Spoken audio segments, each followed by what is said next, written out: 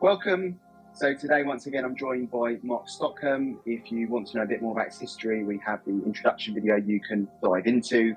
And we're going to talk, Mark, today about 2025 tech trends and their impact on growth. So maybe I'll just give you a very small preamble and context.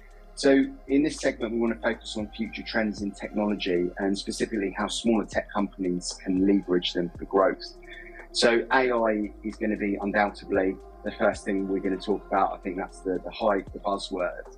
So, Mark, in 2025, I think AI will go just beyond automation. From my side and my skill set in marketing, that's loud and clear and front and present in a lot of the solutions that we're seeing.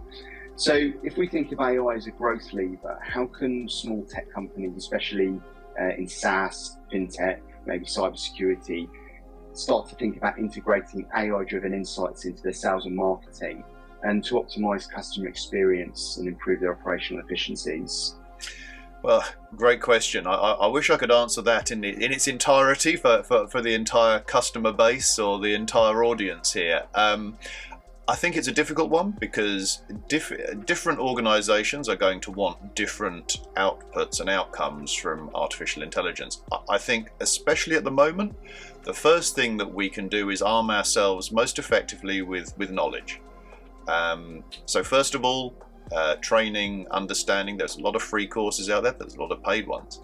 I would say the first thing we need to do is first understand what we want from artificial intelligence. There's a lot of different engines out there, different engines for different purposes. Also, depending on what kind of data you're going to be ingesting into these engines, very much depends on what you use and then what sort of outputs you can expect. I would also suggest that we are slightly cautious when we start looking at this great new tool that we have. I know that there's a great deal of excitement out there, and I'm just as excited as everybody else, although you couldn't tell it from listening to me. But I would say trust and verify first and foremost with artificial intelligence.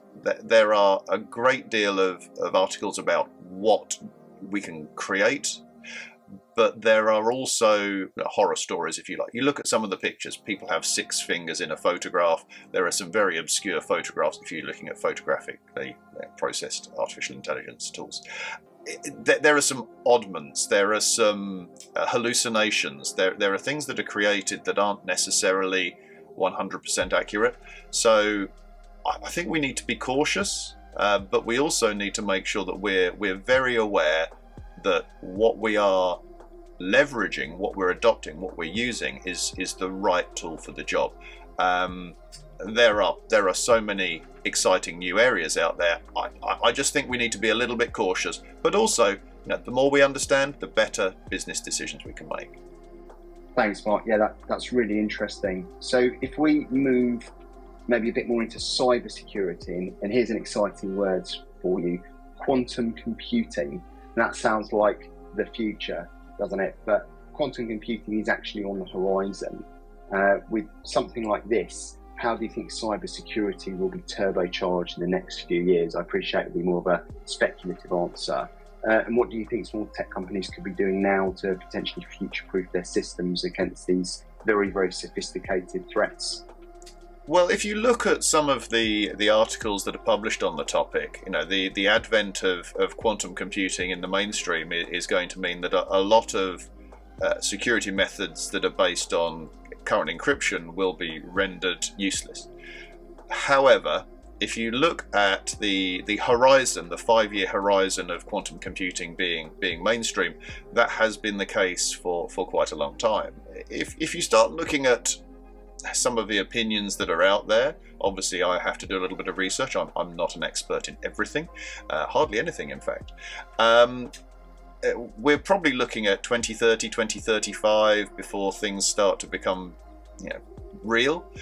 So again, I think forewarned is forearmed. I think if we are aware of what's coming, if we keep abreast of the current situation, if we look at where the research is leading to and when and where this will become mainstream, it's always going to be an arms race, isn't it? If you have quantum computing for the attacking or for the cracking of of codes, of encryption. Equally, you're going to be able to use similar technology to carry out encryption or to encrypt data. So it's an arms race, as usual.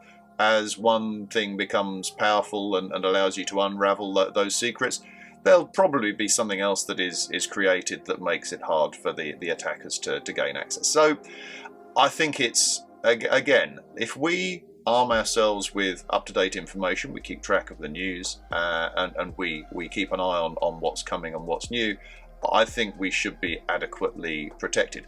Also, I think it's always, especially with smaller companies, also worth looking at keeping a certain amount of discretionary budget, if you like, for keeping skills and keeping technology up to date. It's very easy to keep the lights on, business as usual, use our entire budget for keeping the lights on. But maybe just spend a little time, encourage staff, encourage management to look at those next generation, what's coming, what's round the corner. Spend a little bit of time on training or seminars, and get out there and understand what's coming, and hopefully get a little bit of a tripwire. Hopefully get a little bit of forewarning as to when these things become real and when we really need to worry about them.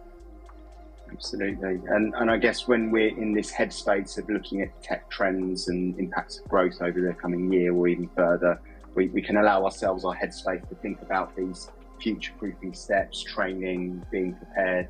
I think that's all we can do to brace ourselves and impact for change. I mean, keeping on that theme, still also exciting, the theme around the rise of edge computing. So if we think of a lot of our ecosystem partners that are the glue that hold together IT services generally, certainly in the UK, we think of companies like MSPs or partners. Edge computing is potentially set to disrupt this cloud-dominated landscape. So how do you think potentially these sort of service-based like MSP companies could potentially look to consider pivoting their services to capture edge computing, and what challenges do you think there will be in implementing such technologies? Well, edge is an interesting one. Sort of harking back to some of my previous life, I worked for a little company called Intel, and I did spend some time working with edge projects with them. It's a difficult one because you by the very nature of working at the edge of a network or the edge of a platform, you have a much smaller physical footprint or virtual footprint. You've got to run it somewhere. You also tend to have far less memory, CPU, disk, networking capability. You tend to have far less resources, so you're working with cut down platforms. You're working with potentially a lot of data. You're potentially also working with a very light platform. And then you're not able to run your normal tool sets against these platforms because you just don't have the capability, you don't have the resources. It's a difficult one to answer in a short amount of time, but when you start looking at some of these edge platforms, a lot of container-based technology is used there. So if you're familiar with Kubernetes, there's a lot of that technology at the edge.